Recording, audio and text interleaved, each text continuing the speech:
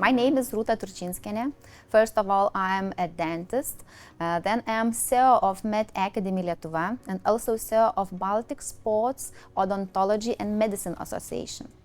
During this Paris Olympic Games, when the dentists are included to the professional sports medicine team as a part of the medical staff, we are talking with the guests from European Sports Dentistry Associations. We are located in the Vilnius, and Dr. Stavros Avgerinos is from Germany, and Professor Tilman Fritsch is from Switzerland.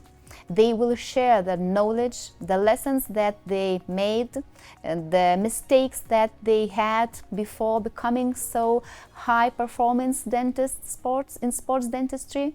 And this podcast is suitable for everyone, from the athletes to the medical persons, dentists and physiotherapists. Join us till the end and listen about the prevention, toxification, trauma prevention, inflammatory factors, also about the longevity and results optimization. So it is really nice to see you here in Lithuania, in Vilnius, and to have opportunity to talk about, I think, the future thing in medicine, in dentistry, the sports odontology and medicine approach that you are doing for more than 10 years. It's also very nice to be part of this group of this amazing doctors and members as Baltic Sports Odontology and Medicine Association that was invented here in Vilnius. So maybe you can introduce yourselves, name, surname, and what you are doing. Please. Me? Okay. Yes. Yes. Yes. My name is Tilman Fritsch. I'm from Germany, now based on the border to Austria. So we switched off to Salzburg, and years ago we founded the Society for Sports Dentistry, Österreichische Gesellschaft für Sportsdentistry, so it's called. And I'm the president of the Austrian Society for Sports Dentistry, and that's my vice president, Stavros. And I'm so happy that we are here, that you invited us. And well, I think it's a first step that we spread out a standard of sports dentistry all over, and it's a pleasure that we are here. Maybe Stavros, you can introduce you. My name is Stavros Avgerinos. My origin is from Greece, but I'm practicing since almost 30 years in Germany. And the history of my being in sports dentistry is that in the year 2011, after dealing with athletes a long time ago, since 2001, I founded the German Society of Sports Dentistry. And in the beginning, it was a fight because nobody took that for serious, because everybody said, who needs sports dentists? What is the difference to a dentist? So we had to prove it, what we are able to do. And we struggled through many years proving that. And now the situation is that everybody on the planet is starting with sports dentistry. That's why we are here. We are lucky to share our knowledge, to share the mistakes we did in the past, and to go the way together, not only as dentists, but together with our colleagues, the medics, the physiotherapists, and any other profession that is involved in the team, around the team in athleticism. I'm also very happy and excited to have you here and to know the latest news and to know all the way you already did to become such a high qualified sports dentist. This is amazing, and it's very nice that you share your expertise and how many years ago you are doing this. This is, I think we need to make the point that this is not the new thing. Just now it's already became the focus in the sports medicine because of the Olympics, and I think it's very nice time here to talk about this, how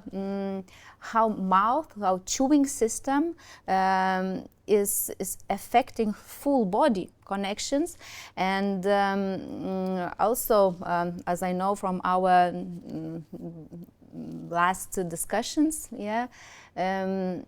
we can have a biological dentistry, we have functional dentistry, we have lots of specialists, but we need something that connects to the wholeness, and sports dentistry is that point.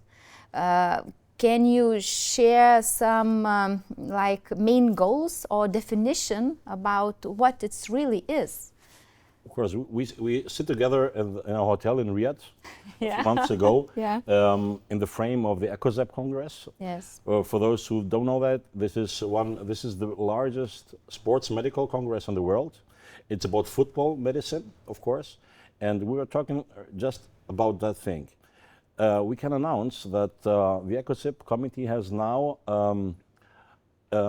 a committee that is built up from dentists and sports and physicians, the first time in history, in sports medical history, because they recognize the importance of oral health in sports medicine.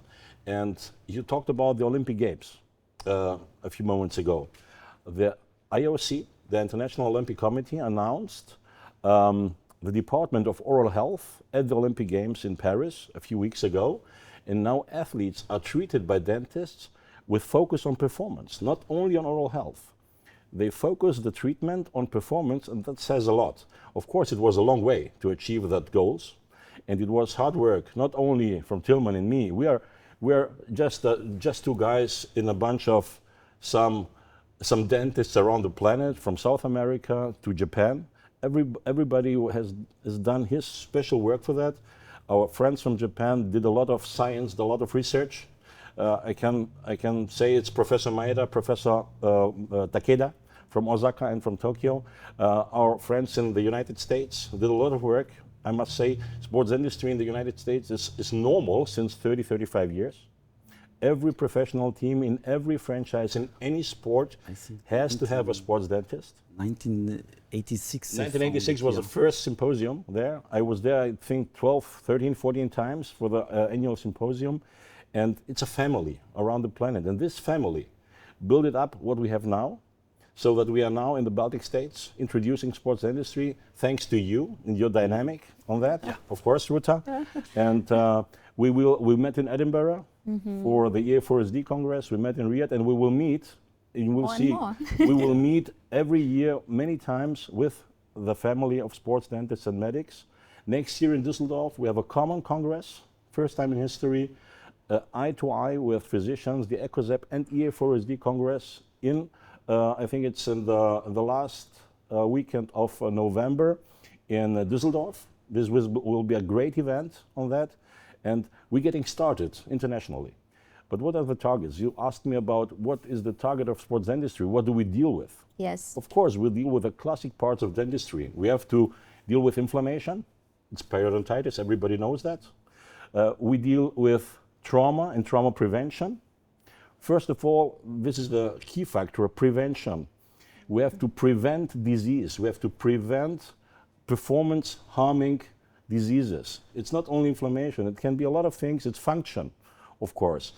Key sectors of modern dentistry are a part of medicine. You talked about the holistic approach. There is no holistic approach in medicine without this area. Between nose and large jaw, it's a very high innovated area with a high impact on health issues, especially for athletes. That's the target of sports dentistry. We're Yes. just helping out.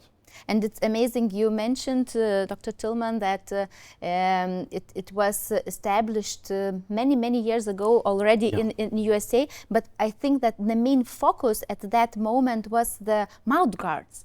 And trauma. nowadays, Yes. and trauma, and nowadays it's developed to something higher because it's not about just the splints. Yeah, The sports dentistry, it's not just the splints. Lots of the dentists, the athletes, the sports medicine doctors are thinking that this is what we do. Yes, I think it's a small misunderstanding. The childhood of sports medicine is only the thinking that we are not only focused on one discipline, not only on dentistry, that we should work together. And when I go a little bit back to the history, I love history of dentistry. And in my opinion, we started in 1945. My grandfather was the first toxicologist in dentistry, and he was working together with a gynecologist. They were working together, and that's nearly 80 years ago.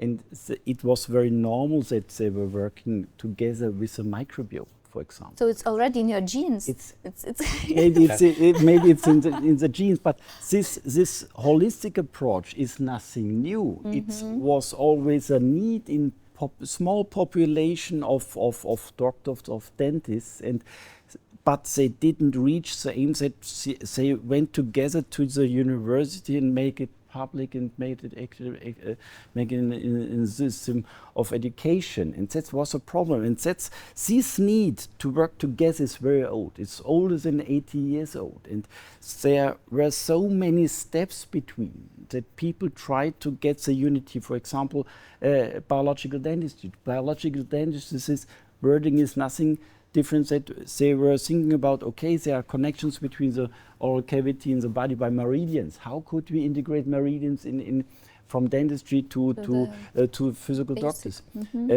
It was always the same, the need, how could we connect? And this thinking is very old. And now we are in a next stage. Now we see how, when we connect, we could improve the performance of the athlete. And we proved it in thousands of cases, and we know it, how it works. And now we are in the stage that we can put together the history, our knowledge, to one new field, that's sports dentistry. And sports dentistry is very easy because sports is all over the world. And all over the world there are dentists, and all over the world there are physicians. And all over the world there is a thinking that we could work together, that we could become a team, a sports team, a medical team.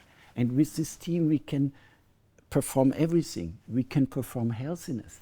And if we perform healthiness, we perform freedom. That's very easy, because it's connectivity of nations. And I think that's a great chance we are running right now, that we connect interdisciplinary dentistry physiotherapists to one team and produce one new label, that's sports medicine and sports dentistry, and that's a unity. You cannot divide it. And one thing is, that's why we are here in Lucerne, that we need standards. We shouldn't we need protocols, we need standards, that we don't do the same mistake we did in the past. For example, I were talking about biological dentistry. Everybody's doing biological dentistry, but nobody knows what's biological dentistry. There are no protocols, there are no standards, and there's no definition. What is from the definition, what is a biological dentist? Nobody knows. When you wake up, I'm feeling like a biological dentist, then you are a biological dentist. But we have a bigger responsibility with the sports dentistry, because we are treating athletes. These are high voltage people. Yes. Yeah, but I also want to specify, because I think that the mention you want to say that to connect, to work together, but to think, as to have some knowledge from the physiotherapist, because each discussion we are having together, my heart is like, oh my God, it's so exciting, it's so interesting, it's how big knowledge you have indeed. But you have the osteopathic approach, you have the physiotherapist approach, you have lots of knowledge as a dentist. And then you can become a part of the team, the missing puzzle detail. This is, we are not talking about just cooperating, we are talking about thinking, multidisciplinary. I can say something about that. Yeah.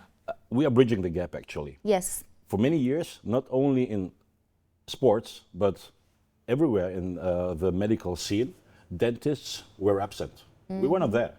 Many reasons for that. I think this is not a discussion for today. But in sports, dentistry seemed to be a necessity. They asked of us, and I tell you why, what the beginning was. They asked our help, and not the medics, but the physiotherapists. In normal patients, and we are writing right now a book about why an athlete is another patient, another kind of patient as a normal patient in your dental practice, for example. In athleticism, performance is a target, and a holistic approach is a necessity to have the best performance. In the normal patient, it's a nice to have. But what is good for an athlete, 100% is good for everyone.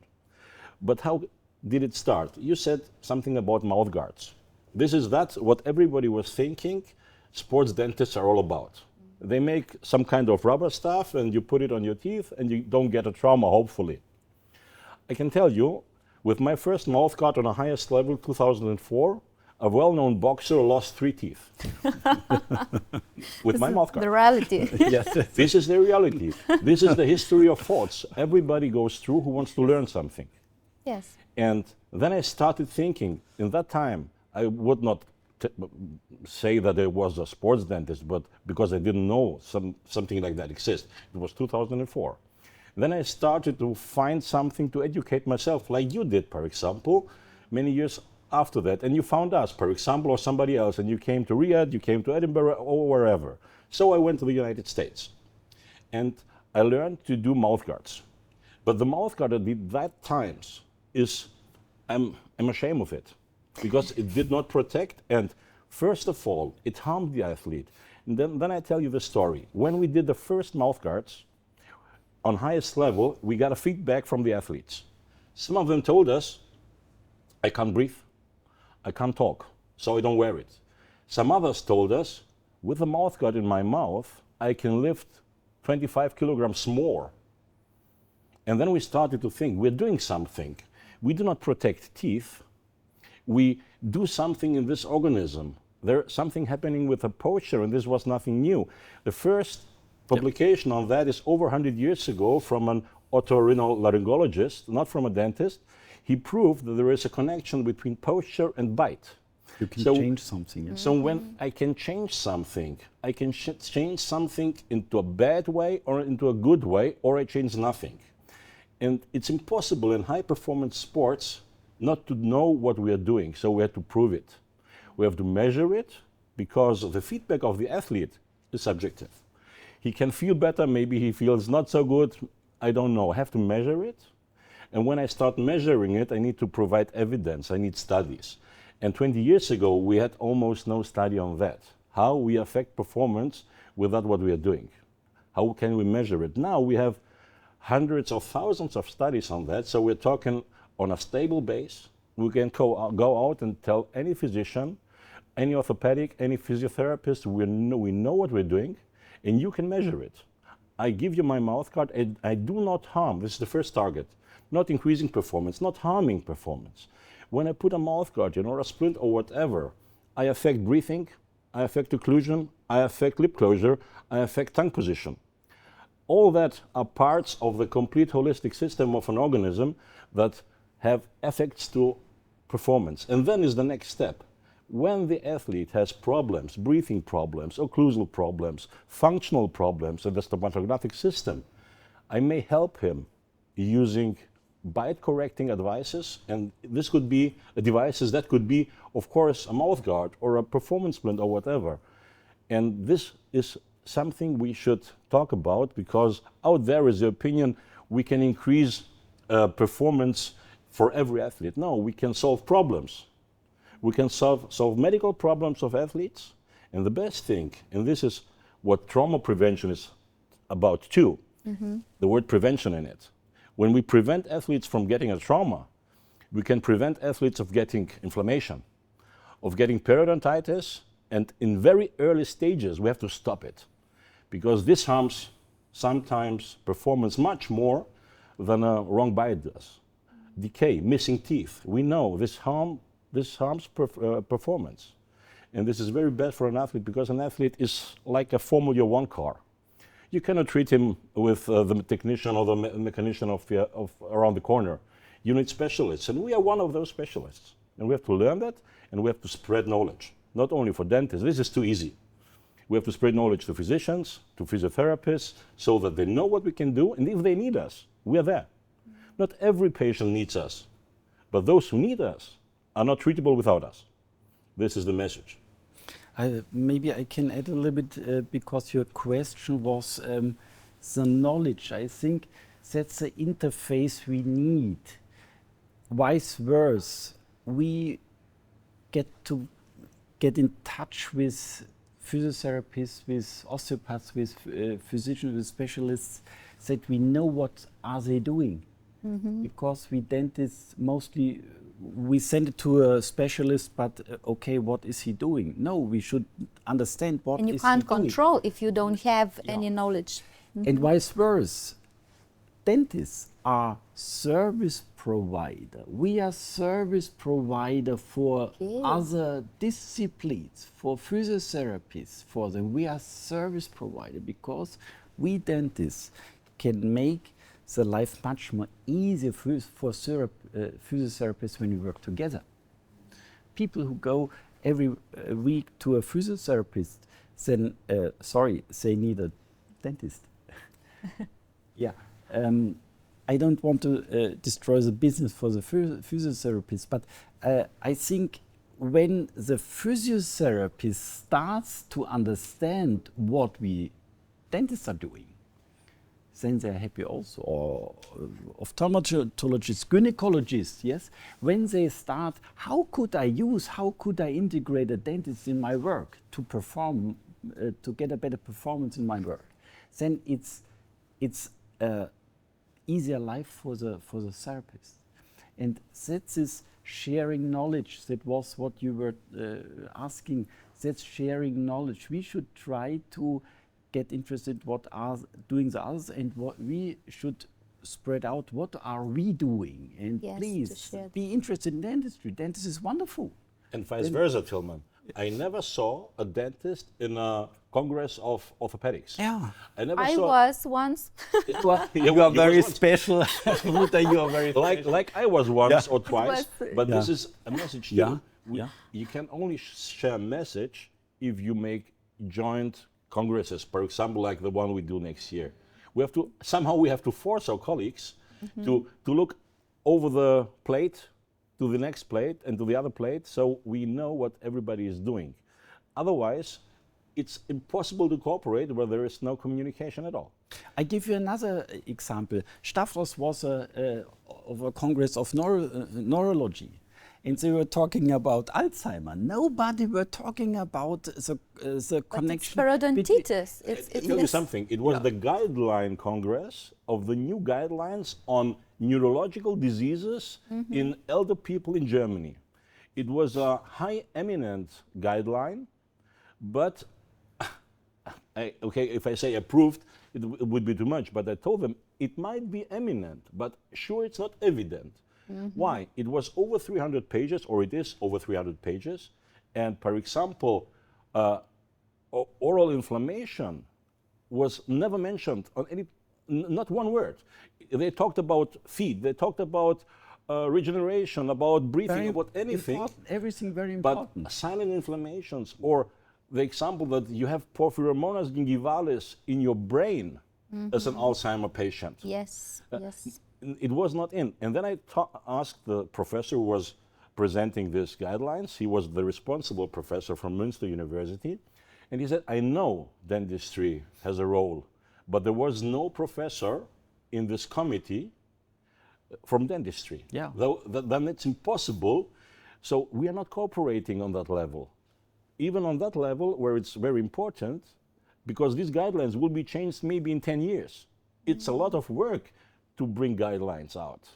I know that because now we're working on guidelines on mouthguards, for example. It takes 4 to 5 years. Sometimes it takes longer.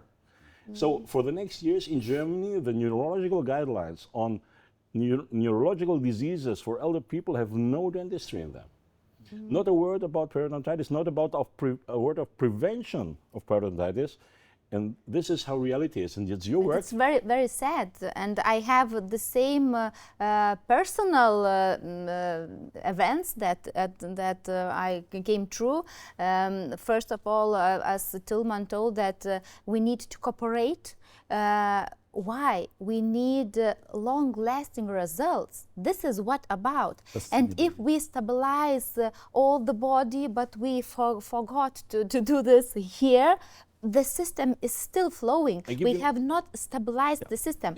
And it's good for the dentist to get a patient with stabilized posture, with stabilized function, with normal biomechanics. And also for the physiotherapist that he could go further. And last year I had some, I don't know how to describe, it was like, oh, let's go to that event. I went to Lithuanian Health Science University. There was like hospital, how to hack the cholesterol. And I suggested let's do the, like for example, from saliva, biomarker, biosensor, to check the parameters of Porphyromonas gingivalis, because it can affect directly or through the cytokine attacks, to damage the endothelium, and then we have all the atherosclerosis forming. And the commission of all the doctors said, it's interesting, but I've never heard in any congress this information.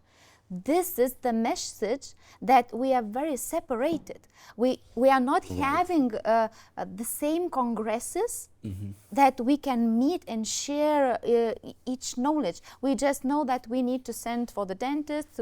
It's good if we know that we need to send for the dentist. It's good that we know that I need to send to the cardiologist, for example. But where we can meet. But don't blame them, Dorota. Don't blame them. I'm not blaming. Because I tell you why. Because I heard a lot of times of physicians, there is no evidence on that what you're talking about. And then I answer, you don't know about the evidence I'm talking about because you have to use PubMed. And for example, in your example, you have to type in Porphyromonas gingivalis and the medical aspect, what you're searching for, for example, dementia or Alzheimer's, then you will find a lot of evidence. Well, when you not search it, autoimmune diseases, whatever, or whatever, just type it in, and you will find a lot of evidence. But when you don't type it in, you don't know that evidence exists. But there is a difference between there is no evidence or I don't know about evidence. And this is always a fact. And a lot of dentists do not know about evidence in medical cases. So, one part could be we could blame each other, but the better part is talk. To connect the communities, educate each other, like you said, common conferences, or just take part in a medical conference. Everything you hear was in a conference is about meniscus operations. I learned a lot of things about wound healing there, about PRP and so on, a lot of things. You always learn something in any medical surrounding, even go to physiotherapists, you learn a lot of things. And those guys and girls, the physiotherapists, they were the ones who asked about us and told the physicians, hey, we need a dentist in the case. Can I give you an example about that? Yes, please. I cannot say names because it's always about data. A very well-known German triathlete. She is 32 years old now. She So won. we already can Google You something? can Google, but I didn't see. I didn't say the Yes, name. yes, Yeah, yes. yeah, yeah. I didn't say the name. And patient of Staphos. At the end of the Yeah, day, Now you patient found her. Yeah, yeah, yeah, yeah. at the end of the day, this lady had a decrease of performance, a very high decrease of performance, and muscular problems. And they did every examination you can imagine, Epstein-Barr virus, whatever, everything you can imagine, and they did not find anything. Nothing that could explain this decrease of inflammation, of performance, and this high amount of Silence inflammation. yeah, yes, and CRP was a lot of things were not good, and they did not find the reason of that. And then the physiotherapist said, maybe we should send her to the sports dentists. And she came to Nuremberg, to the DGSDM headquarters, and the first thing we do, the normal screening, the protocol, we follow a protocol. That's what we will introduce in the Baltic states too. We follow the protocol, the standard protocol for sports, for athletes. And the first thing we do, for example, is you would like a CBCT, we did a panoramic X-ray, okay? We talked about that yesterday. We Okay, only okay. do panoramic. We- Okay, but- we could Sorry, improve. Sorry. But on this, Sorry, but I on like this CBCT. panoramic, but on this panoramic X-ray, I can show you the case. Next year in Vilnius at the Congress Ruta is organizing. Oh, okay, okay. I will show this case. She had destruction of bone up to 12 millimeters in the molars. I asked a periodontologist, a very well-known, Professor Fickel, he is one of the best in Germany, how much bone does he estimate this girl, she's 32, lost? It was around 40 to 70 grams. 50 to 70 grams. It's Bone. About Yeah. And it's fracture not of the and jaw. it's not lost, it's rotten away. Rotten away means these products of this rotting went through her body and caused inflammation on the muscles and everywhere. So we did the normal measuring, periodontal measuring, and we had pockets from 7 to 12 millimeters. I can show you the video. It disappears. It disappears in the pockets. And then we did the AMMP8 test. And it shows error because it was too high to measure. Too high Yeah. to measure, yeah. This kinase we measured, this metalloproteinase was much too high. But the question is, this girl went 2 times a year to the dentist, 2 times a year, but she was young and healthy and athlete, and everybody is thinking, okay, this girl is healthy. You don't need to measure the pockets. Exactly the difference. She's And too even young. if you measure the pockets, it's too late. Yes. Measuring the pockets is post-destructive. Then I know there was destruction. I don't know when. I don't know nothing. And in the athlete, you have to find a way, for example, with the AMMPA test. Yes, this is then you amazing. know what's happening right now in this mouth. And this is harming the whole organism. This is an example that if her physician, the sports physician, would know more about silent inflammation caused by dental problems or periodontal problems, maybe he had this device in his practice or in the training center, and he could do a very simple saliva test. It's not 5 minutes. invasive. 5 Yeah. minutes, Yes. not invasive. You can do it. By the way, every athlete, every year, it's in our protocol. Every year it has to be done. I have it also. You have it also in Kaunas, and this is a key factor for prevention. You can only prevent before the pocket is there in the gums. When it's there, it's not prevention. And also, you know, it's like something revolutioning because we have the shared parameter. Yeah, we have the same parameter that rheumatologist knows what it means, that gynecologist yeah. knows what it It's the means, same language. neurologist. We are- It's the same language. We are- One parameter. It's MMP8. Yeah, And we are we talking can the measure, right- and yeah, then the- you know also you can say when the job is well done. Yeah, do you really reduce the inflammation in the mouth? That's- Just measure. Yeah. Don't predict. Don't say that Believe. I believe think. Just measure. Yes. And this is about the protocols, how important they are. And I think I would like to ask Tilman to introduce something amazing that you together have done about the diploma and accreditation, and about that not all the dentists could say that they are sports dentists. We need some special knowledge and diploma to approve. This is when I end 12 classes in the school. I can't say that I am dentist. I need to learn some things and have diploma, have practice. Then I can say that I am dentist. Well, So I think it was very impressive what Stavros were talking about the athlete with the pockets, and it's a very, very good example for why we need sports dentists, because they have to know a little bit more. It's a best example. She were well treated with a normal dentist. It's okay. normal dentist, okay. Or how do you say? No, the roots are normal. Or it was, but she was an athlete. She's an athlete, and that's athletes So are she's different. also not normal.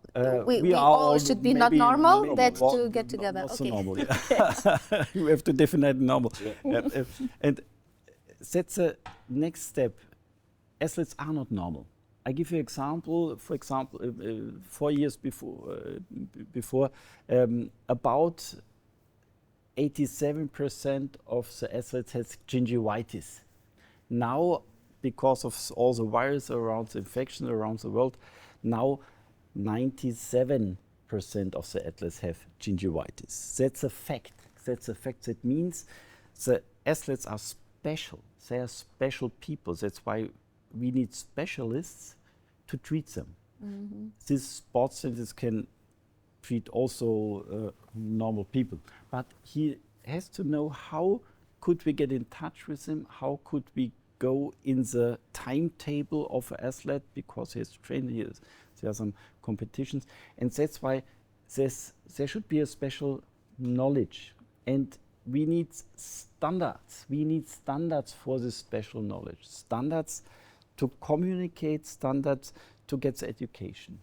And we started with the first step of standards in Germany, Austria, with the Society for Sports Dentistry, with the German Society of Sports Dentistry, with the Austrian Society of Sports Dentistry, with a base knowledge, with a base knowledge. What should know a sports dentist from the very beginning? And The basics. The basis, and it's a shortcut. You are interested in sports dentistry. How could we improve your knowledge very fast? Very fast, that we know, okay, when you know this, and there are 3 pillars: toxification, inflammation, function. These are the big 3 pillars every sports dentist should know and should transfer and practice when he sees athletes. And these 3 pillars we could improve, because you get addicted when you know these 3 pillars, because then you know what you could do with it. Yes, I'm coming from the neurobiology. I integrated 2008 neurobiology in dentistry. Everything is coming from the brain. Everything is guided from the brain. And when you understand these 3 pillars, they are connected with the brain, then you could improve not even athletes, you could improve yourself. Yeah, everything. and I would Yeah, like these are the- that you would specify, because inflammation, function, we know these words, and toxification. Toxification. Yes. And detoxification. are And also detoxification. so 4 words already. Detoxification, of course. Sorry to say, maybe I could close. yeah, sorry. Because this is a basement of knowledge. It is a fast basement of knowledge. You can get it in 5 weekends and examinations, and you have the basement, but then you get addicted. And the next jump, it said you could write a diploma about it. Then you are a little bit Specialized. more deeper, because you got interested. What is toxification? That's a neurologism, and we will talk about toxification a lot of hours, because it's so interesting. It's interesting not only for you, for the patient, it's for It's your for- family. For And so- everyone.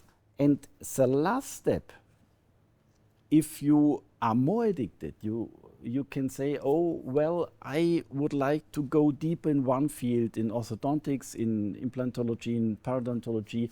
I want to get a master study program for sports dentistry, because I want to be specialized in functional sports dentistry.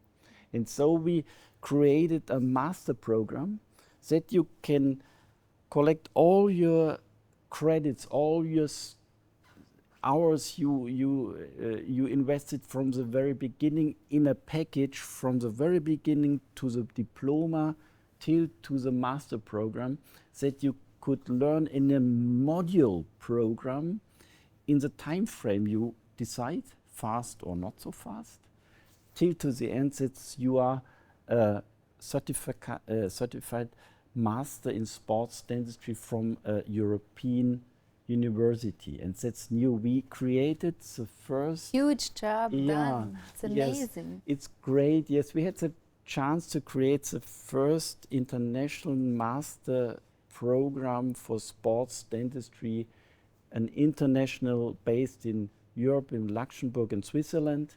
And we can offer now this master program for all dentists all over the world. And that's Congratulations. Yes, and yes, thank it's- you. it's- Yeah, it's yeah. All my support is It's a teamwork, you know. We are not alone. Yes, thank you to Stavros. We are a great team, but I think it's a big goal, because we need standards. We need standards that we can say, these sports dentists, these are special. They have a special knowledge and they know exactly what they do. Yes. Right now I want to give the congrats back to Ruta. Why? Because before she is starting the attempts of introducing sports dentistry in the Baltic states, she came over, took information and asked. So A lot of. a lot of questions, a lot of questions. Sorry, we- this is how I do. But we answer these questions with full-hearted, Yeah. I swear. And this gives you the opportunity to avoid mistakes we did. And we did a lot of mistakes in the beginning. A lot of mistakes. And we learned a lot of things about that. And like Tilman said, it's very important for you that you can build up your domestic courses here in the Baltic states, in Vilnius or wherever, that everything is from the beginning on accredited and fitting into the demands of the credits you need for the master. If you do it or not, it doesn't matter so much, but it's certified, it's proven that you need that in your daily practice. And of course, we're talking about science, but we deal with athletes at the field. And this is well chosen. It's based on the German curriculum, and this is going on now I think, for 7 years. 800 people. We I have think. around about 800 people going through with exams at the end.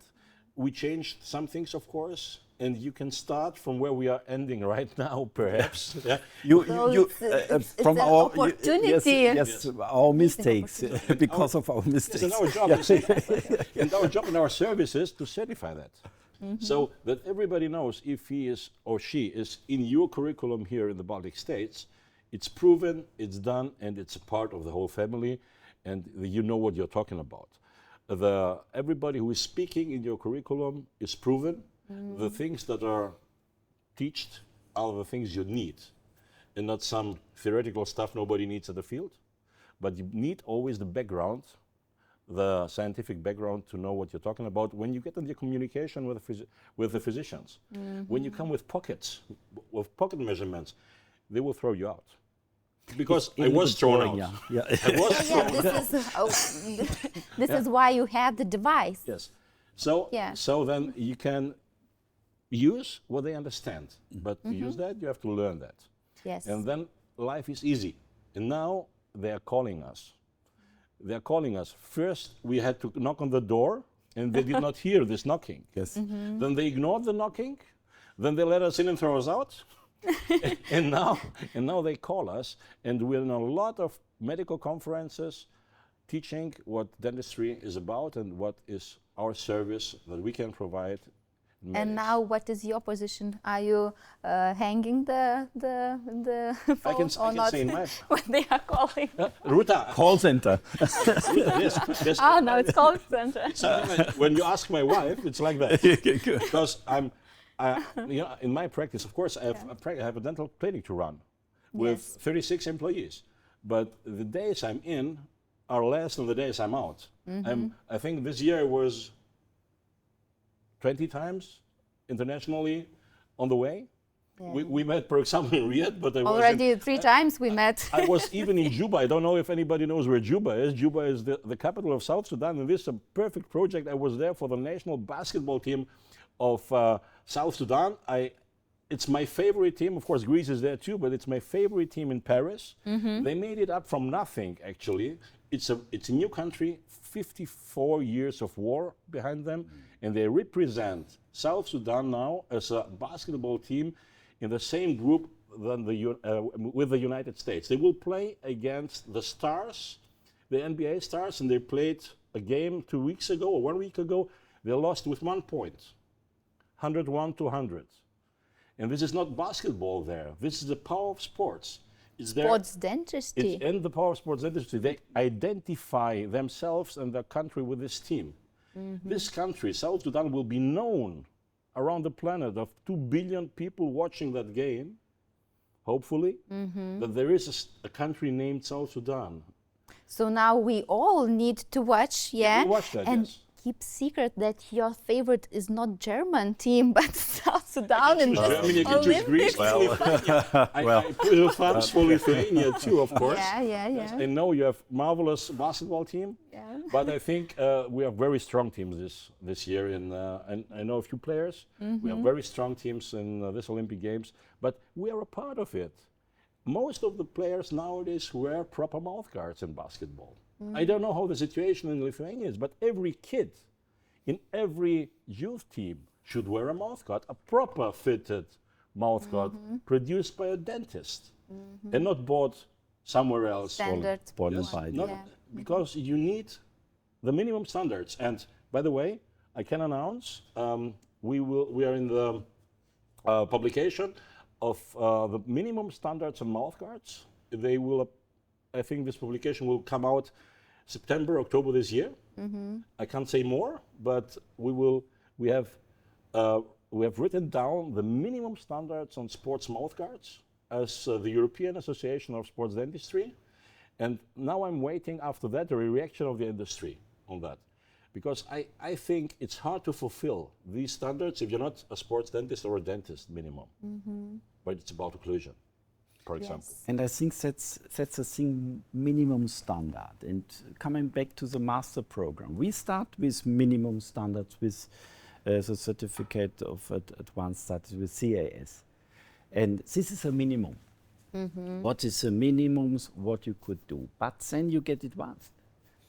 You can get into the curriculum, to the diploma, to see what is more than the minimum standard. What could we do more? What is experience? What's the next step? And I think the last step is a master, that you really try to get what's the best of the best of the best of the best. And I think that's the goal, that we are the best for the best for the best of the best.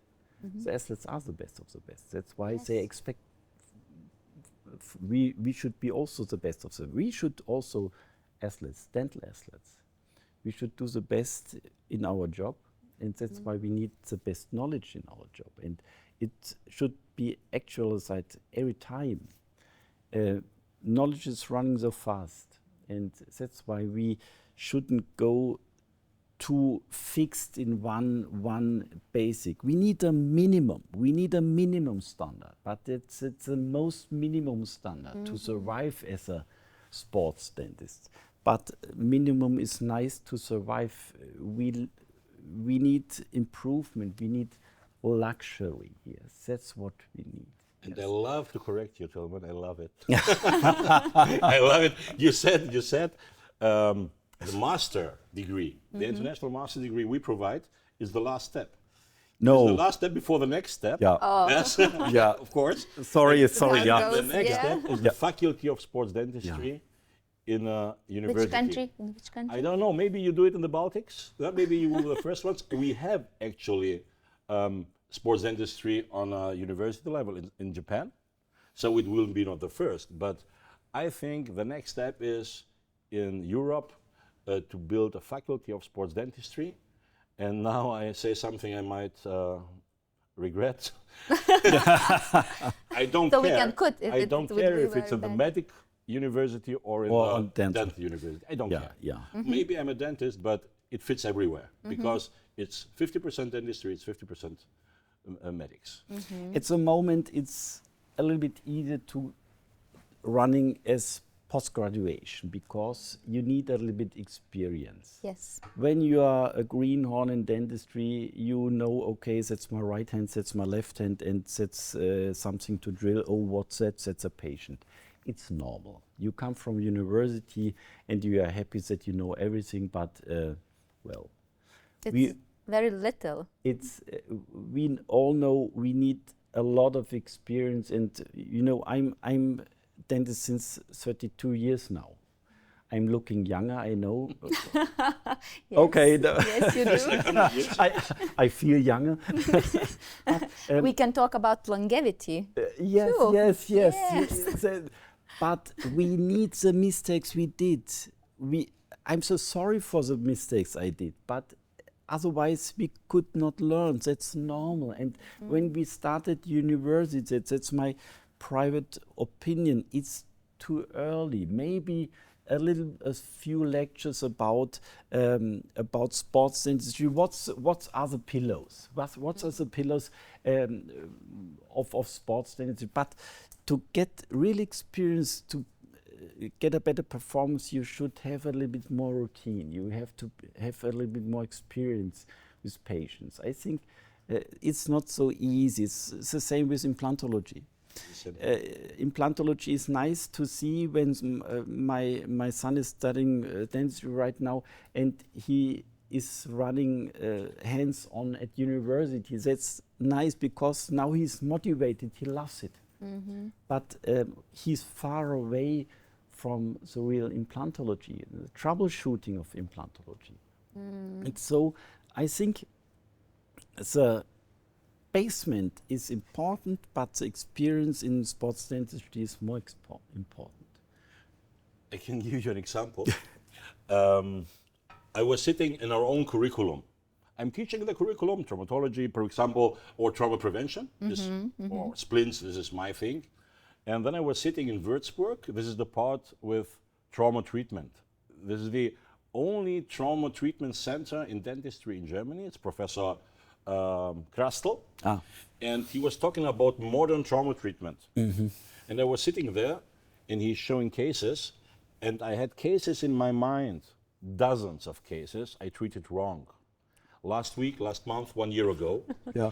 And this is what it's all about. You have to improve your knowledge every day. Yes. I went out of the university and I thought through my experience that I treat my patients well. But in those trauma cases, he showed me he saved dozens of teeth or hundreds of teeth I would have extracted without thinking twice. And I made those mistakes. But okay, in one point it's a mistake, but I didn't know better. Yes. I did my best, but my best is not good enough sometimes because I have to go to these guys to show me how I did it, how I can do it better. And I'm always saying to the students, if somebody is here in the room, in the curriculum, who thinks he can treat high performance athletes always on his own, please leave the room. Oh, leave the room. Yes, please leave the room because you're not a member of this family. We need the knowledge, but we need a network to get our athletes team. treated A team. perfectly. Because this is our responsibility. We don't treat somebody, we treat an athlete who is earning money with, that's what he's doing with his body. I cannot treat something. I have to treat him perfectly, periodontologic, functional, implantologic, whatever you know. And I'm not the perfect implantologist. I'm not the perfect periodontologist. I'm not the perfect whatever. So, but I know them, and I can tell you about dozens of cases I sent away from my practice because somebody else is better than me in what this athlete needs. Last week, I showed the case yesterday. It's not something we can discuss today, but a lot of things I can show them even next year in the Congress of Ruta is organizing here in Vilnius. Yes. We will show a lot of cases so everybody can learn what we sometimes do not see.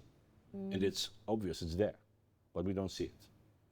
Yeah, And it's very nice that we already talked about the prevention, trauma prevention, inflammation prevention, about the optimization of the results, but we're talking and focused on the athletes, but I think that the perspective that was mentioned, Formula One, in this discussion. All innovations, all progress is going from Formula One to the casual cars, to the NASA, to our life. So I think that we focus now on the athletes, but all the protocols and the concepts could be done for casual daily routine in dental practice for the normal patients. It's hard to say we normal, need to think new words for please, that. please. That's all about. We do pioneer work in athletes, with athletes, and everybody is gaining something out of that. Every patient on this planet. But we have to treat the athletes because we have the measurement behind them. When I do something, and the physiotherapist or the orthopedic measures maximum strength, for example, and it decreases, I have to correct my work. I don't have this opportunity with every patient, but I learn a lot with the athlete. I can provide to my other patients. Don't say normal, the other patients, okay? And this is what it's all about. And you recognize it, I think, in the first moment we met in Edinburgh, you were talking just about that. You were interested to give this knowledge over to your everyday patient. And of course, that's all about. Sports dentistry is the door opener for oral medicine. This is the target. I don't know how you do call dentists in Lithuania? Dentists? Dentists. You use the word dents. This is the tooth. For example, in East Germany, they call them stomatologists. Or in some other countries, stoma is the mouth, and they are the specialists for the mouth region. This is much nearer to what we are talking about. We're oral medics in the end. We're not dentists. We do not drill holes in a tooth and fill it up again. This is maybe history. Extractions, this is history. We're oral medics and we have to understand it first so everybody else will understand it after us. This was one of the problems I was facing the whole years. We dentists did not recognize ourselves as medics. So how can we think everybody else could think about that? So first step, educate ourselves, then go out, and then we get recognized. Yeah, and you know why we are, the people are thinking that just dentists could drill, fill, bill. Yeah, it's or bill. Or bill. But also for the patients, we have new thinking coming, the longevity thing, the healthy living, the movement in our life, it's like us daily routine. So we also need to change the thinking of what we can give for the patients. I think that was very. There was one word, longevity. Longevity is a big part, and longevity is nearly the same formulation. There was from Formula One some techniques, and then from the NASA, since they came to medicine, it's an opportunity to call it different, like sports dentistry or longevity, that we are legalized to get high technology from somewhere else, from ozone, from hyperbaric, from, to put it in a new field for prevention, to prevent diseases, to improve healthiness. And we are the masters of preventionists in dentistry because we see all the healthy patients to prevent oral diseases. We are the masters, and now longevity does the same. They start to prevent diseases, to get a better life quality, to improve healthiness. That's the same. And dentistry is a part of, we are running longevity dentistry since years in Teufel. It's normal for us. And what what do we do? We implement all the crazy knowledges from somewhere else in a new medicine, a new dentistry, that it's allowed that you are measuring meridians, that you are allowed to use lasers, that you are allowed to use what is not in the guidelines, in the direct guidelines. But it's proved. There are thousands of cases in PubMed, of studies in PubMed. We have thousands of cases in our clinics, and it's proved, but it's not on the universities. And with sports dentistry, with longevity, we have communication rooms to implement new things for new strategies for prevention. And that's great, that's great. We are focused on university in a very small part because there is not much time to teach the pupils, to teach the students. It's too less time for them. For prevention, it's too less time. It's not bad, it's not good, it's too less time. The knowledge is too high. And that's why we need more time. Because human is very complex. It's so complex, yes. There's And we need new ways of communication. You said, for example, prevention is preventing the patient or the human being of diseases. This is not the words I would use. From trauma also. We keep people healthy.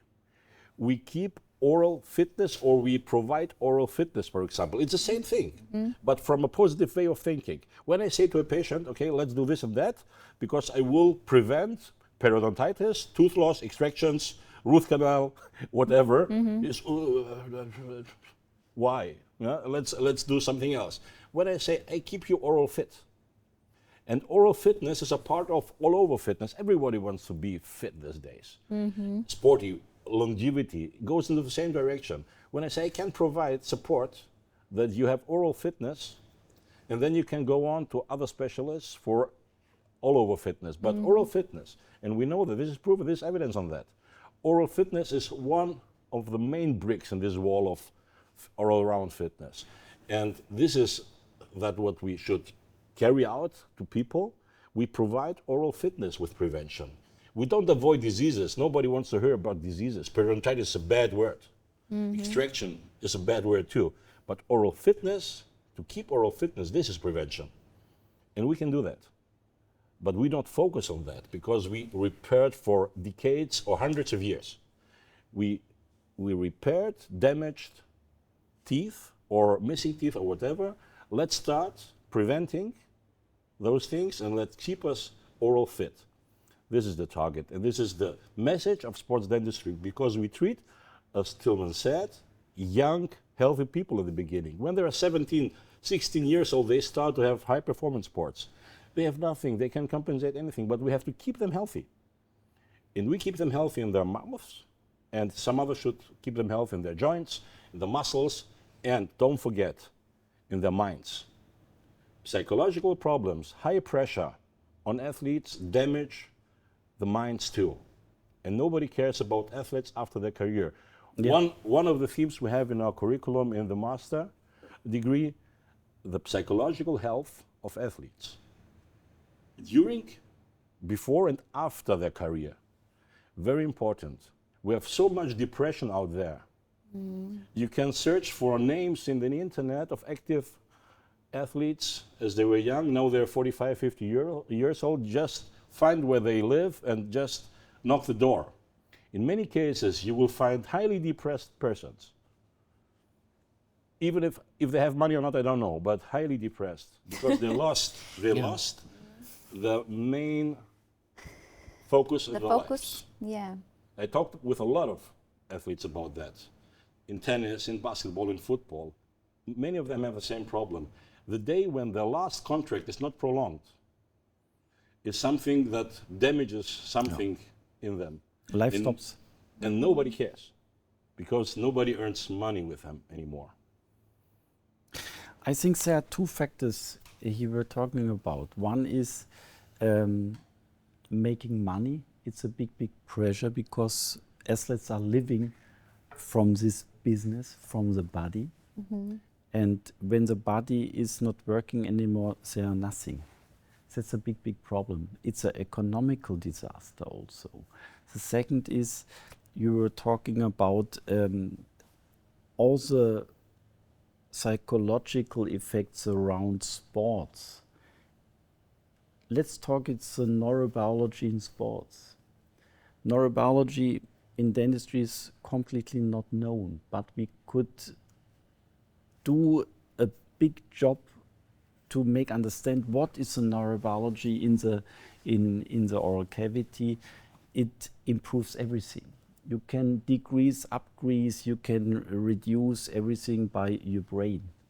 You can improve your receptors. You can do a lot of things. All these potencies of what you can do with your brain is not very well known in dentistry, but it's obvious. We have thousands of studies about it. And the key for this is understand neurobiology. Understanding neurobiology, we can understand how is working toxification. Yeah, we can My word. by how is the up and down regulation of inflammation. This is neurobiology. How is working the function in the brain? It's a big, big, big misunderstanding. When you have a malocclusion, it doesn't affect your body. It affects your brain, and from the brain, your body. And that's a missing link we have in dentistry, neurobiology. And I think that's a big, big, big part in sports dentistry, to make a little bit this black box a little bit more lighty, so that the students can understand what is running when people are out and make some sports, what is going on in the brain. The brain is guiding the body to do, and the brain is guiding the posture in communication with the oral cavity. The oral cavity is the internal organ of the brain. And that's a key. One of the keys we should always mention when we start to think about phenomenons. We could measure, but we could not understand, or we could understand but not measure. And so we have a platform of communication to understand maybe it should be this pathway. Like last evening when we are thinking about, oh, it could this pathway when this is Why it's not working. Yeah. And we will, in biological systems, we have to accept that we can measure not very much. We can measure, for example, metalloproteasen. It's directly a measurement what's going on directly in this tissue. But that's the exception. We have so many phenomena we cannot measure. But we have to accept and we have to treat. Because these are the keys for the athletes dividing success or disaster. In my opinion, neurobiology is one key to transform in dentistry, in sports dentistry, to make life easier, because we can understand much more easily what we're running in dentistry, to make us understandable. When we do this, we could expect this. And we have to make it easy.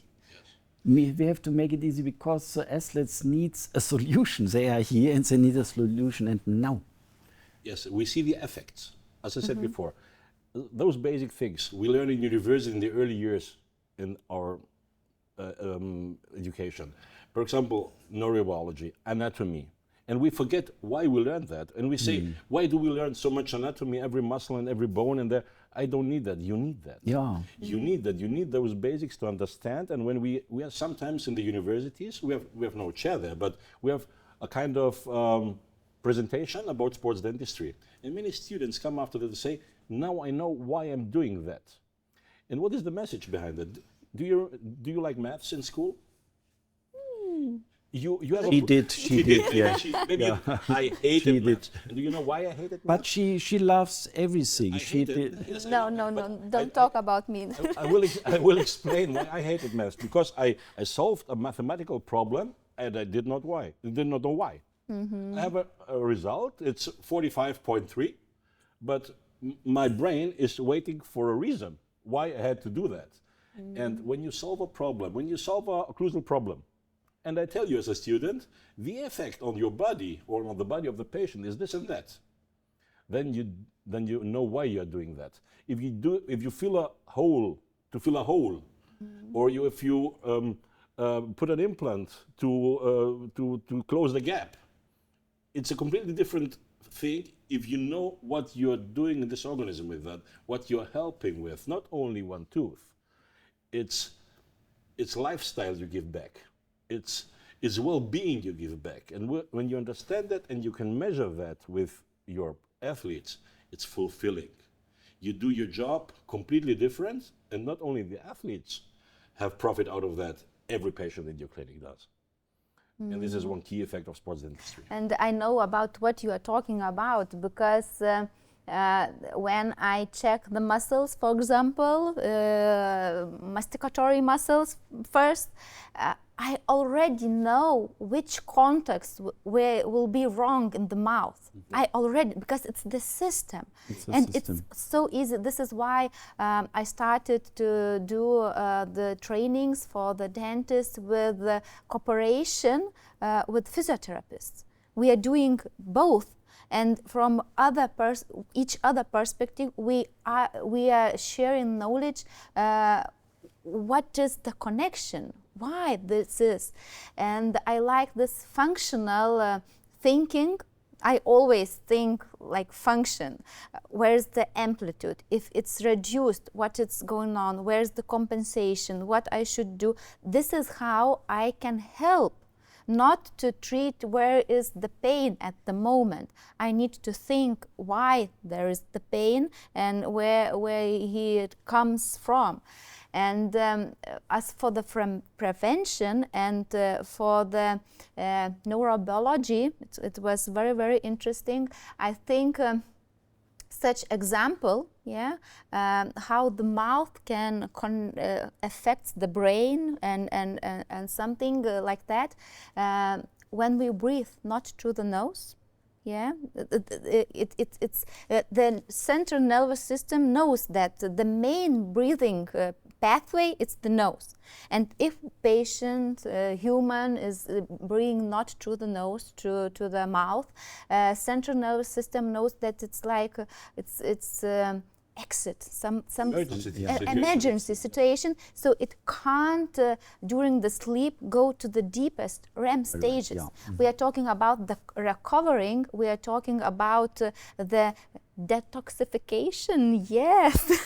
and this is how the mouth affects the brain, and then brain regulates all the body. It's just a very simple example. I think it's a big key, and you were talking about pain. Pain makes our life for therapists easy because patient has pain. Patient comes with pain. We could think about the pain and help because the patient has some pain. The other part is the patient has no pain, but he is not healthy. Now we have a problem. And now we have all this, you were talking about regulation and regeneration. And a big part is the brain. A big part is the posture, that you have no pain, but you cannot regenerate because you have a smaller area, because you have a bad sleep, and all the things, forward position, all the factors, blah, blah, blah. I don't want to go in the details, but these are the problems. The patient has no pain, but he has no performance in life. he has no performance in life. In Germany, we call it, in the end of the day, burnout. And the connections between the three pillars in the oral cavity and burnout is not pain. And that's a big problem. There are thousands of people around with oral problems, and these are the key points of, in the end, of fatigue syndrome, of burnout. Are they in adaptation compensation? After a while, the adaptation compensation falls out, and then it's a time of no return. And then they go to some therapist. Sorry, I'm so tired. I cannot sleep. Well, take some pills. I don't know.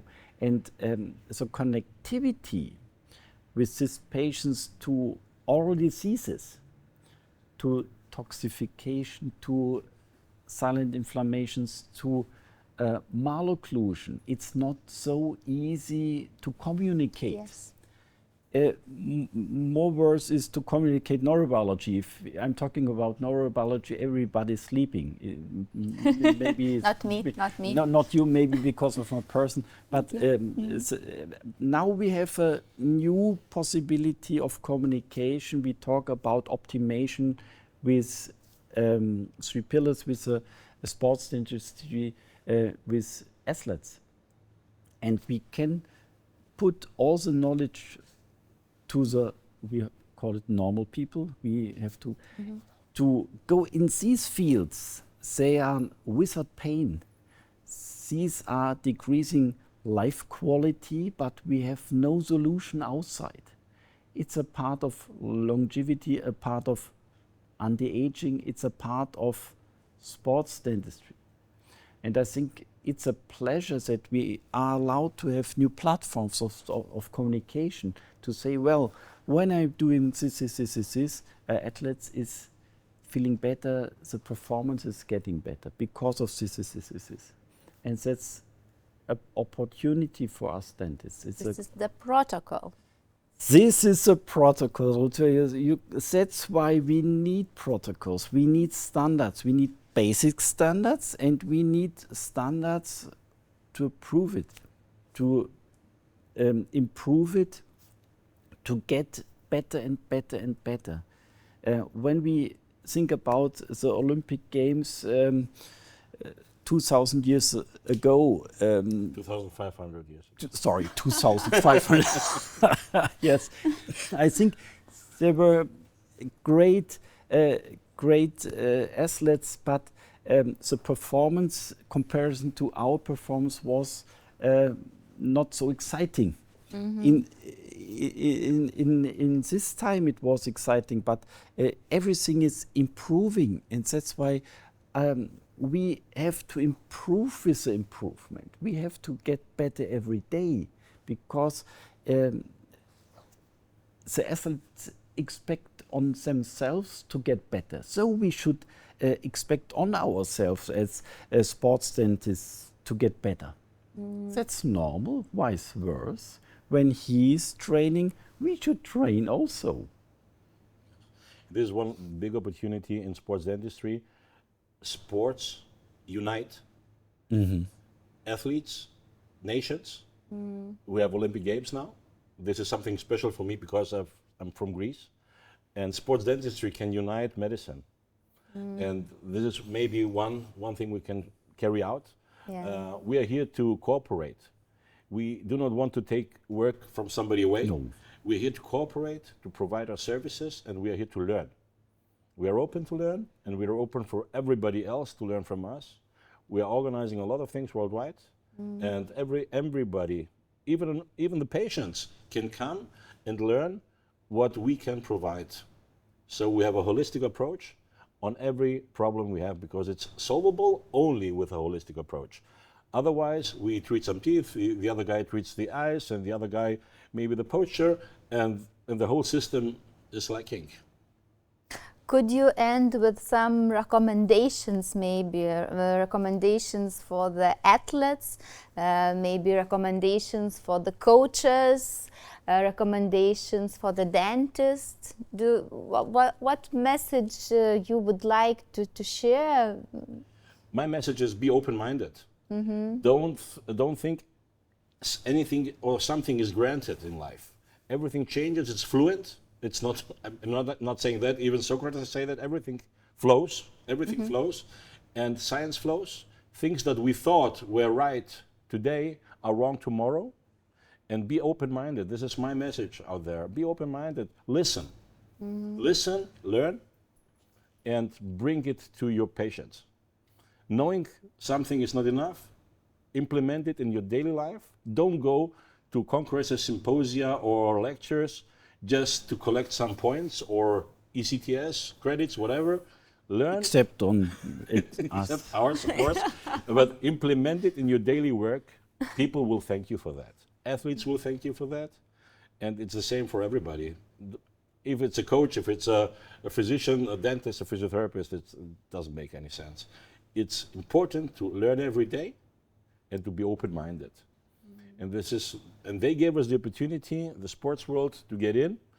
I will thank the International Olympic Committee for this year. The first time we can serve on that level athletes. I thank ECOSAP, I thank Isokinetic Group, UEFA, FIFA, whoever who implemented sports dentistry now, but they prove they are open-minded. Now we have to deliver.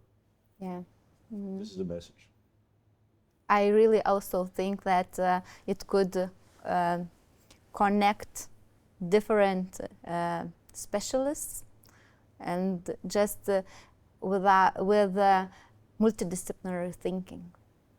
This is what we need, and I will be very happy if our Congress will be one of the most biggest. Yeah. I think we have a bigger responsibility because we know a little bit more than in the past. Yes. And everybody has the entrance to PubMed, to go inside to the knowledge. And Google Scholar or whatever, yes. Use it. Yes, and just even people from not medical medical staff, not medical professions, have the possibility to go very deep in knowledge, and that's why we have a bigger responsibility to think all about it, to transfer it in new techniques of therapy. And that's what Stavros said.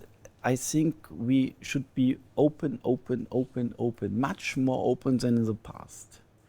And maybe we should think in parts of possibilities we never were allowed to think about. Everything should be legal, we don't have to discuss about it, but if there are some proven things, we should try to integrate. I think the goal is to integrate and to get a team building of health. And this team of health is worldwide a network, a worldwide family. And we started with sports dentistry, and I think sports dentistry now it's like a family.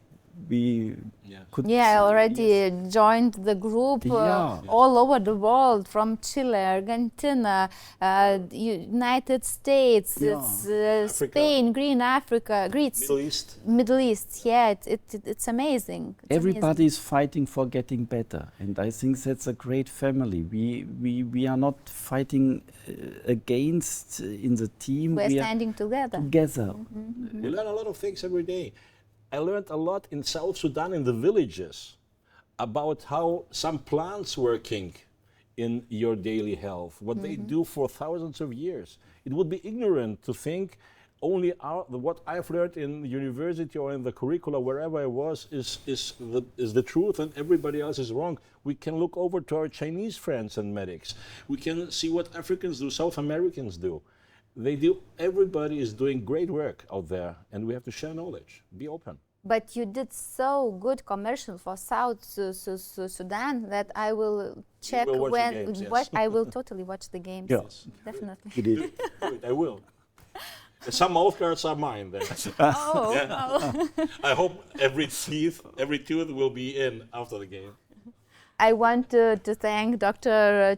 Stavros, Dr. Tillman for their knowledge, for the sharing, for the open hearts, and also you are looking much more younger than you are. Oh, so thank we you. already So spontaneous. so we already have that the concept is working. The concept is working. We can optimize. Thank you. Thank you so much. Yes. Kind words. Thank you. Yeah, you're welcome. I hope that you heard something new. The information was really blow-minded, and if you will look for further information, let's join Med Academy and Baltic Sports Odontology and Medicine Association, and come to the Congress.